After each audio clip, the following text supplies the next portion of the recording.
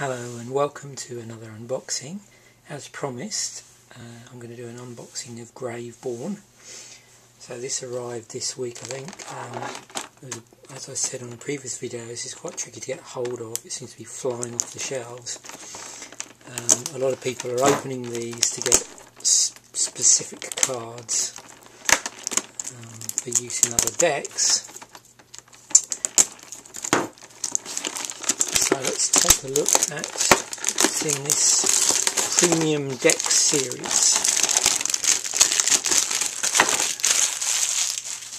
So there's been two other premium decks. There's the Slivers one and also the Fire and Lightning deck. These are all foils.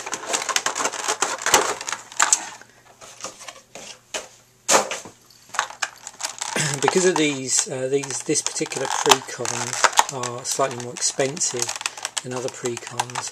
This one was, I think, the recommended retail price is $34.99. So in here what you get is a deck box. There's our main cards in there. Our main deck, should I say. Then we have, obviously what they do is they separate out the key cards in the deck. Just get these out.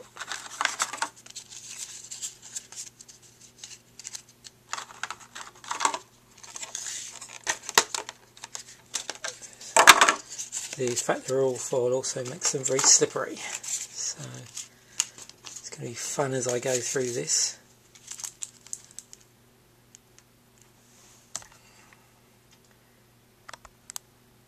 Zoom in on this a bit. Okay, so also you get a spin down counter with the Graveborn logo on it. Okay, so as I go through this, what I'll do, I'll flag up certain key cards, and also in the interests of people that are sort of buying this as some sort of investment, or just for some of the more for the pricier cards, I'll flag up with this deck anything that's $3.99 or over. In the past with pre-cons I tend to do it around $1, above $1, but there's so many more sort of slightly more pricey cards in this deck anyway that I'm going to start it off at $3.99, just flag those up. And also as always, I'll be flagging up the rares as well, so there might be and I think there's an odd rare in here that isn't as much as $3.99. So let's go through some of this. So in terms of the cards that were sort of isolated out on this deck, we've got Hidden Horror, which is an uncommon,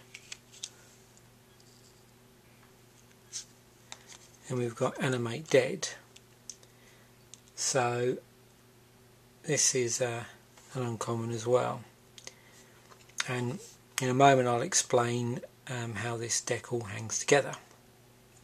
But not surprisingly, that is one key card in how this deck does its stuff. And we've got Sphinx of the Steel Wind. Now Sphinx of the Steel Wind, as you can see, I don't know how clear this is a mythic rare. Now this was previously in Alara Reborn. This is about $9.99 at the moment, and I'm using MTG Fnatic for the prices on this, but you can sort of cross-check these on any other site, see how they compare. So this is 5 colourless, a white, a blue and a black. It has flying, first strike, vigilance, lifelink, protection for red and from green for a 6/6.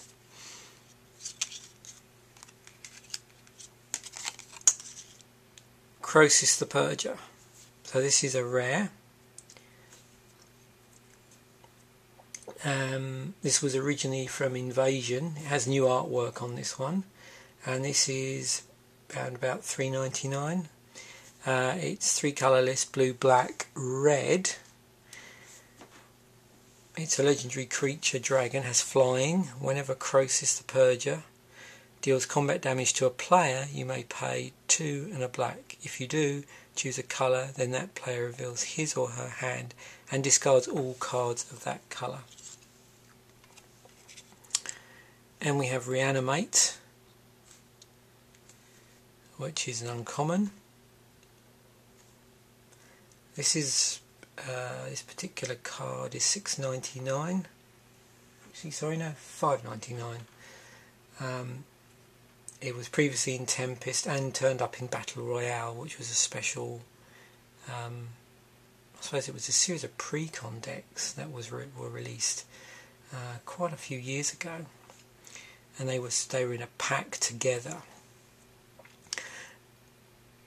So this one is a sorcery, costs 1 black to cast, and it's got on it, put target creature card from a graveyard onto the battlefield under your control. You lose life equal to its converted mana cost. Buried Alive, another uncommon. This is around $3.99. It was previously in Weatherlight, Odyssey, and it's turned up in Commander as well. It's a sorcery, 2 and a black. Search your library for up to 3 creature cards and put them into your graveyard. Then shuffle your library. And we've got Zombie Infestation.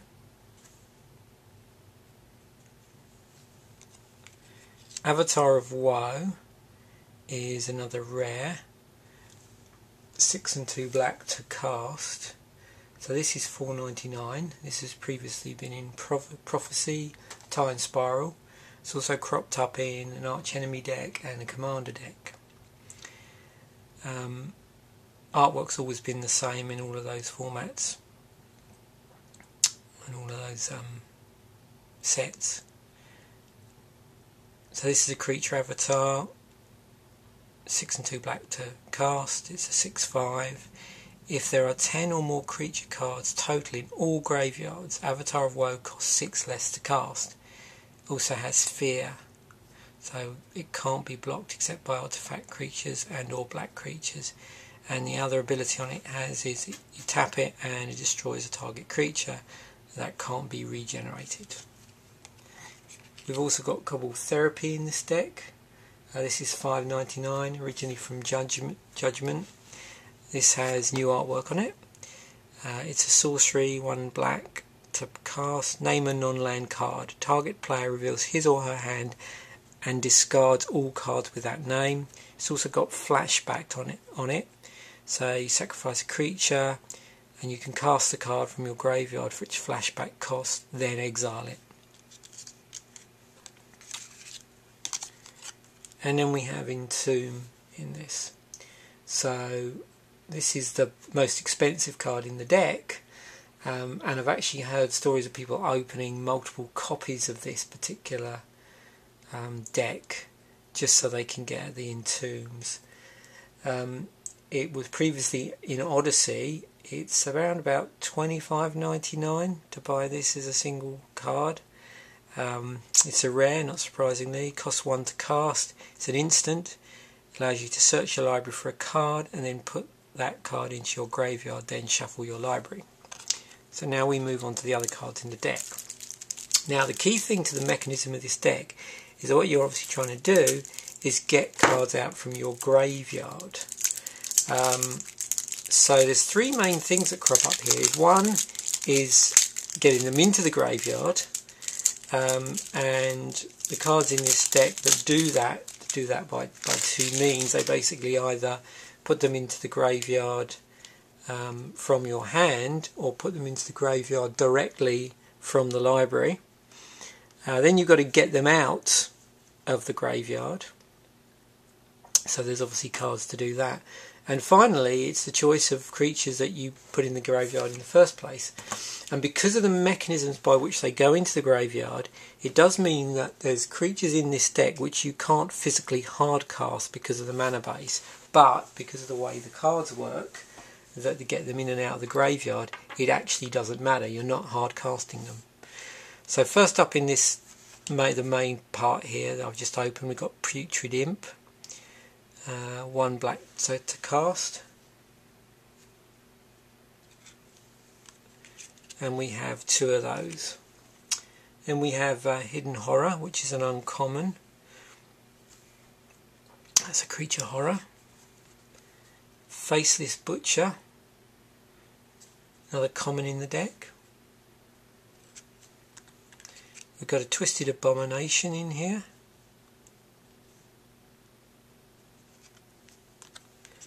We have a Terastodon, which is one of our examples of creature cards that we can't really hard cast, but of course because this is a deck where we're playing around with the graveyard and we're not actually hard casting stuff, or we're trying to avoid that to get stuff out real quick, it doesn't matter. This is a rare. It's 6 and 2 green. When Terastodon enters the battlefield, you may destroy up to 3 target non-creature permanents. For each permanent put into a graveyard this way, its controller puts a 3/3 green elephant creature token onto the battlefield. So basically, bottom line is, you can destroy your own lands to do this, and then put 3/3 green elephant creature tokens on the battlefield. And notice it's that you may, so you don't have to. The other thing is you can use it to actually destroy your opponent's non-creature permanents, but it does mean that they then gain a 3/3 green elephant creature token for each thing you destroy. And we got Verdant Force in this deck. So another rare, 5 and 3 green to cast for a 7/7. At the beginning of each upkeep, put a 1/1 green sapling creature token onto the battlefield. So another card that you don't have to hard cast. Inkwell Leviathan, 7 and 2 blue, another rare, has Island Trample Shroud on it for a 7/11. And this, if you were to buy this as a single in this particular version, which is the foil, that would be $3.99, and this was from Conflux. That's where it came from originally. Blazing Archeon. So this one is a rare as well. 6 and 3 whites to cast, if you had to hard cast it. That's a 5/6 flying, and creatures can't attack you. But as I've said before, we don't have to worry about hard casting. This is $3.99 if you were buying in this particular version. It was from Ravnica City of Guilds. Then we got Duress, which I'm sure anybody that plays back is more than familiar with. So this is a great way of obviously getting locking down an opponent. You can target your opponent, get them to reveal their hand, and you choose a non-creature, non-land card from it. That player discards that card.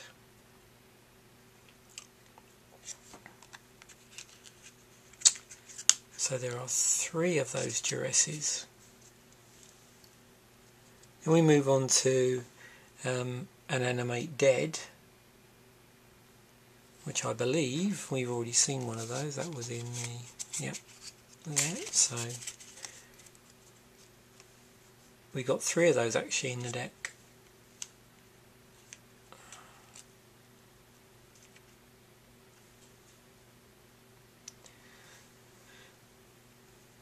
Exhume.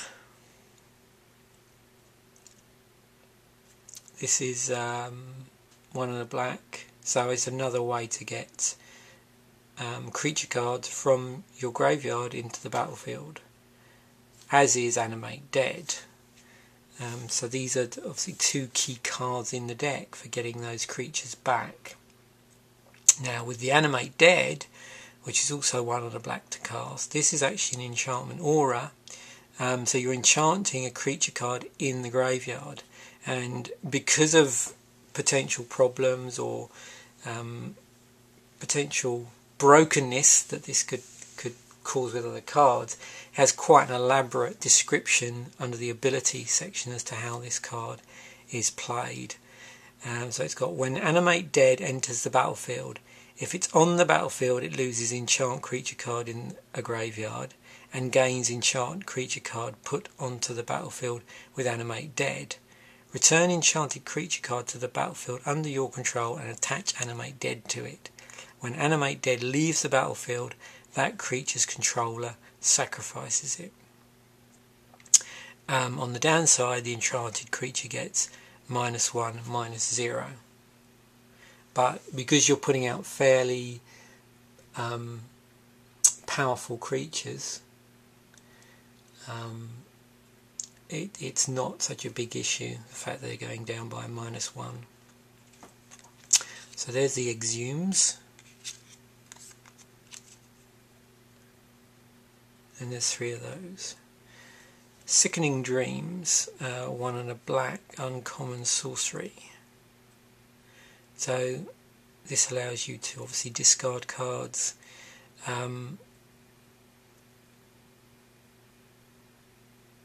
So it's so you're discarding cards as an additional cost, and it deals X damage to each creature or each player. So that means that includes you, but it's obviously effective if your opponent has got lots of small creatures out and you're trying to deal with that and you've not really got that much out at that point. And there are 2 of those. Buried Alive. Okay, so this is $3.99, and there's 2 of these in the deck. These are originally in Weatherlight, Odyssey, and it cropped up in Commander. It's a sorcery, 2 and a black. Search your library for up to 3 creature cards and put them into your graveyard. Then shuffle your library. So that's a mechanism by which you get cards straight from your library, put them in your graveyard, and then you can start using any sort of graveyard related spells that get those creatures out of the graveyard. It's also got Last Rites in the deck, and there's 2 of those. Diabolic Servitude is in here. This is another enchantment,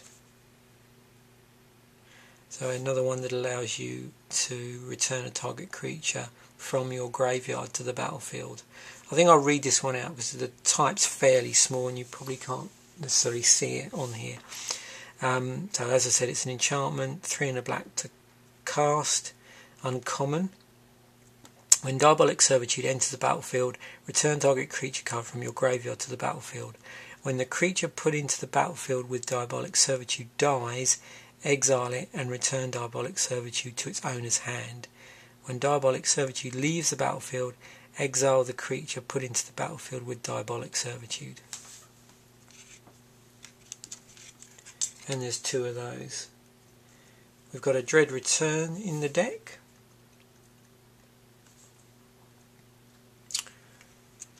And there's 2 of those. Okay, so now moving on, we've got some non-basic land. We have Crystal Vein, which you can tap and add 1 colourless to your mana pool. If you sack it, you add 2 colourless to your mana pool. Even Stronghold comes into the battlefield tapped. You tap it to add 1 black to your mana pool, and tap and sack, and it adds 2 black to your mana pool. And then you have Polluted Mire. Another one that enters the battlefield tapped. You add 1 black to your mana pool. It has cycling on it, so that gives you card draw. So you can cycle it for 2 colourless. You discard the card and you draw a card. And then we have the main mana base, which is our basic land, which is all swamps here. So nice shiny foil swamps there. And there are 21 of those in the deck. So as you can see, the mana produces only black mana. Obviously the 3 non-basics do produce colourless mana. So all of the other cards that have colour to cast them can't be hard casted. They have to get onto the battlefield through the graveyard manipulation that's going on. And that's really where the third part that comes in is the big creatures, or the creatures with special abilities on them, that are going to be very effective when you get them into the battlefield, and they're sort of, you know, ready to play. So you'll notice that, you know, these come from sort of Alara Reborn. The ones which are generally that one I think was from Alara. No, that was from Conflux, so from Alara block. And there was another one in here as well, which was from Alara Reborn, which was the Sphinx of Steel Wind. So normally those cards would be pretty difficult to cast, either because they've got a high casting cost or they've got a combination of colours. So you'd have to be playing a deck that was running multiple colours and had mana fixing to enable you to get them out. There's also Croesus the Purger, which we looked at, which is 3 colourless: blue, black, red. So that's a good example of one that's quite complicated to cast. Has, you know, costs 6 mana, and you've got to have blue, black and red. Well, it doesn't matter in this deck because we're going to sort of cheat it out from the graveyard. So yeah, that's the key thing with this deck. So in terms of modifying it, obviously it does mean that you can go through and just look at sort of certain cards within Magic which have very high casting costs, but you know, if you can get them out, have like loads of benefits, are incredibly powerful. So if you were thinking about modifying, that's probably a good place to start, is see if you can find any other more appropriate creatures. I don't know, I've not gone through this properly, but I don't know whether having additional mana ramping in this in black would be of an advantage. But yeah, that's another area that might be worth looking at. And obviously bumping up some of the singletons in here, you could argue you could get some of the less useful cards out and make them 3-ofs, 4-ofs in here. So anyway, that's a quick look at the Graveborn deck. The other stuff that was in here that I didn't open up was the same sort of thing, which is just these inserts in here. One of which is there's basically the standard how to play Magic, and then they also put in a deck specific one, which is how to play the Graveborn deck, which includes the list on the back of what's in the deck. Just zoom out on that. Tips and tricks and instructions on how to play the deck is obviously in here as well. So it's the key cards in terms of sort of getting this thing going are in the Entombed and Buried Alive. Because what you're doing is you're turning your entire library into a toolbox from which you can pick the best way to thwart your opponent. So the key thing is based on what your opponent's playing, you're going to choose to bring out, you know, so maybe the specific of the 7 huge creatures in the deck, which have specific roles and are good against specific opponents or specific types of deck.